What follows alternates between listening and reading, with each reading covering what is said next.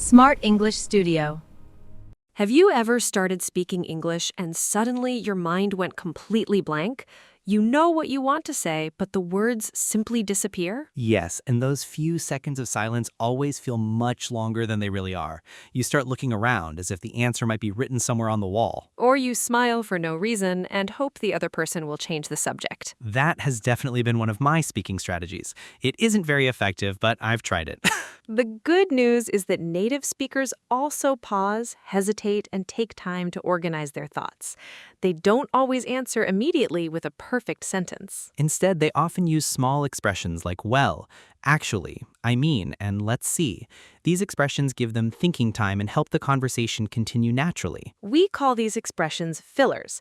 Some help you pause, some soften your opinion, and others help you correct or explain what you have just said. Today, we'll learn 12 useful English fillers and hear how they work in natural conversations. We'll also show you how to use them without putting 3 or 4 fillers into every sentence. Before we begin, please subscribe to Smart English Studio. We create easy English podcasts and natural conversations to help you speak with more confidence. And share this lesson with one person who understands English but sometimes freezes when it is their turn to speak. Right. Let's begin with one of the most useful fillers in English. The first filler is well. We often use it when we need a moment to think or when our answer is more complicated than a simple yes or no. For example, imagine I ask you, did you enjoy the film yesterday? Well, parts of it were interesting, but I didn't really understand the ending. I think I may need to watch it again. That sounds natural because well prepares the listener for a thoughtful or mixed answer. You can also say, well, I'm not sure yet, or well, it depends. It is especially useful when your answer may be slightly negative. Instead of answering too directly, well gives your sentence a softer beginning. For example, are you coming tonight? Well, I'm feeling quite tired, so I may stay home. So well helps you begin carefully.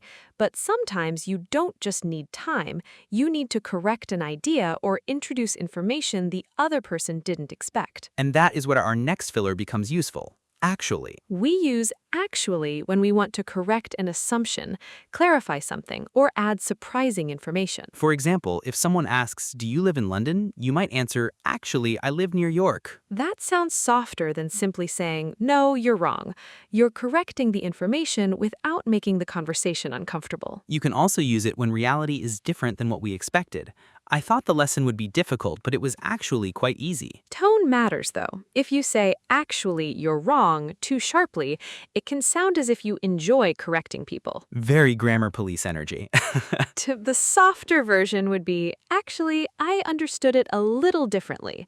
Or, actually, I think there may be another way to look at it. So actually helps you correct or clarify someone else's idea, but sometimes the sentence that needs correcting is your own. In that case, you can use I mean. I mean helps you explain, adjust, or correct something you have just said. It is useful when your first sentence doesn't express your exact meaning. For example, the restaurant was terrible.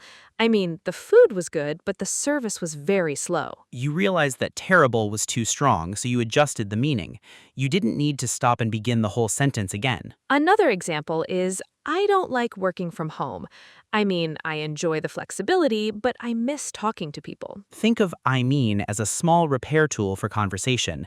Your first sentence came out slightly wrong, and this phrase helps you fix it without panicking. Which is useful because sometimes a sentence leaves your mouth before your brain has finished checking it. Exactly. Now, I mean helps you clarify your own idea, but another filler helps you create a connection with the listener. That filler is you know. We often use you know when we believe the other person understands the feeling or situation we are describing. For example, it was one of those days, you know, everything went wrong. Or, I didn't want to complain, I just felt disappointed, you know?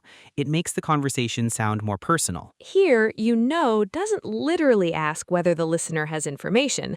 It means something closer to, you understand the feeling I'm describing, don't you? But don't use it every second. You know I went to the shop, you know, and then I saw Sarah, you know. After the fifth one, the listener definitely knows. Use it lightly, particularly when talking about feelings or shared experiences. Sometimes, however, we don't want to describe something too strongly. We want to make our opinions softer or less exact. For that, we can use kind of. Kind of means slightly, in some way, or not completely. It softens the statement that follows. For example, I'm kind of tired. That means you're tired but perhaps not completely exhausted. You can also say, the film was kind of strange, or the hotel is kind of expensive. These sound softer than very direct judgments. It is useful when you don't want to sound rude. If someone asks what you thought of their presentation, you might say, it was kind of long. Which probably means it was definitely long, but you're trying to be polite. In casual speech, you may hear kind of pronounced as kinda. I'm kinda tired. You don't need to write it that way in formal English, but it is useful to recognize the pronunciation. There's another expression that works in almost the same way. You will hear it particularly often in British English. That expression is sort of. Sort of is very similar to kind of. It means that something is not exact, complete, or not completely certain. For example, I sort of understand. This means you understand part of the idea, but not everything. You can also say, we sort of know each other when you have met before, but you are not close friends. Or, it was sort of funny when something was amusing but also a little strange. In many everyday sentences, kind of and sort of can replace each other. I kind of agree. I sort of agree. The main point is that both expressions make the statement less strong. If you agree completely, simply say, I completely agree. So kind of and sort of help us avoid making an idea too direct. But sometimes we have the opposite problem. We have given too many details and need to express the main point clearly. That brings us to basically. We use basically when we want to explain the main idea or summarize a longer situation. Imagine I tell you a long story about missing a train, losing my phone, and arriving at the wrong hotel. You might eventually ask, so what actually happened? And you could answer, basically, I booked the wrong date and had to start again. Other examples are, basically we need more time, or basically the plan didn't work. It is useful, but it can become annoying if you repeat it constantly. Basically, I basically called them, and basically they didn't answer. At that point, the summary is longer than the original story. Use basically when you genuinely want to simplify something and give the listener the essential information. Now, basically helps us explain the main point, but sometimes we want to prepare the listener for our true opinion, especially when it may be slightly negative. For that, we often use to be honest. To be honest introduces a sincere opinion. It's common when what follows may be personal, direct, or difficult to say. For example, to be honest, I didn't really enjoy the film. Or, to be honest, I'm not sure. It can also make a refusal sound more natural. If someone asks, would you like to come tonight? You could answer, to be honest, I'm exhausted. Could we meet another day? It sounds open and sincere, but it can also make the sentence feel more serious. Yes, when someone begins with, to be honest, I immediately prepare myself emotionally. You start wondering what you've done wrong. Exactly. There's another very similar word, but it often carries a little more emotion. That word is honestly. Honestly is similar to be honest, but it can sound more emotional or emphatic. You can use it to show surprise. Honestly, that was much harder than I expected. It can also show enthusiasm. Honestly, I loved it. Or frustration. Honestly, I don't know what happened. And then there's your most frequently used example. Fair enough. So, to be honest often introduces a careful opinion, while honestly can add stronger emotion. We have talked about fillers that help us think, correct ourselves, soften opinions, and express emotion. Now, let's look at one that helps us organize or move a conversation forward. That filler is right. We can use right when starting an activity, changing direction, or deciding what to do next. For example, right, let's begin. Or, right, what do we need to do first?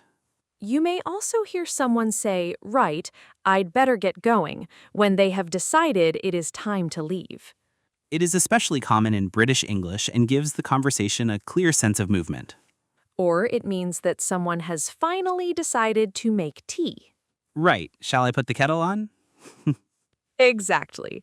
Right helps us move forward, while our next expression helps us pause naturally when checking or remembering something. That expression is, let's see. We use let's see when we need time to check, choose, or remember information. For example, if you ask, are you free on Friday? I might answer, let's see. I have a meeting in the morning, but I should be free after lunch. Or if I ask, what time does the train leave? You might say, let's see, it leaves at 6:30. It creates a natural thinking pause and sounds much calmer than staring silently at your calendar. Even when you are not calm at all. The calendar doesn't need to know that. Let's see is useful when the answer simply needs a moment, but sometimes we need more than time. We need to choose our words very carefully. For those sensitive moments, we can use, how can I put this? We use how can I put this before saying something difficult, delicate, or potentially negative. For example, if a colleague asks what you think of their idea, you might say, how can I put this? I think the basic idea is good, but it needs more development. The phrase gives you time to organize the message and prepares the listener for a careful opinion. You can also say, how can I put this? I don't think we're ready to launch the project yet. It is especially useful in work situations, but it can also help in dangerous social situations. Such as when someone asks, did you like the dinner I cooked? And you answer, How can I put this? It was certainly memorable. no, that sentence will not save you. Then I'll say, well, thank you for inviting me. Now let's hear all 12 fillers in one natural conversation. Imagine we are trying to choose somewhere to eat tonight. Do you have any ideas? Well, I was thinking about the new Italian restaurant near the station. Actually, I went there with a colleague last week, so I already know what it's like. Was it good? You don't sound completely convinced. I mean, the food was lovely, but it was kind of expensive. We ordered 2 main courses and 1 dessert, and I still needed a quiet moment with my bank account afterwards. In that case, maybe we should try somewhere else. To be honest, I had a big lunch, so I don't want anything too heavy. Honestly, neither do I. Basically, we need somewhere relaxed, reasonably priced, and not too far away. Right. What about the little cafe on King Street? You know, the one with the blue door and all the plants in the window? Let's see. Yes, I know it. We sort of know the owner, actually. He used to work with one of my friends. Have you eaten there before? Once. How can I put this? The chairs aren't very comfortable, but the soup is excellent. That may be the most practical restaurant review I've ever heard. I believe people deserve complete information before choosing dinner. Fine, let's go there. We'll enjoy the soup and try not to stay long enough to notice the chairs. Perfect. That sounds like a good plan. The first life hack is simple. Don't use too many fillers in one sentence. Avoid saying, well, basically, actually, I mean, you know, I'm not sure. That sounds like the sentence is trying to start but can't find the door. Choose one filler that matches your purpose and then give your answer. The second life hack is to remember what each filler does.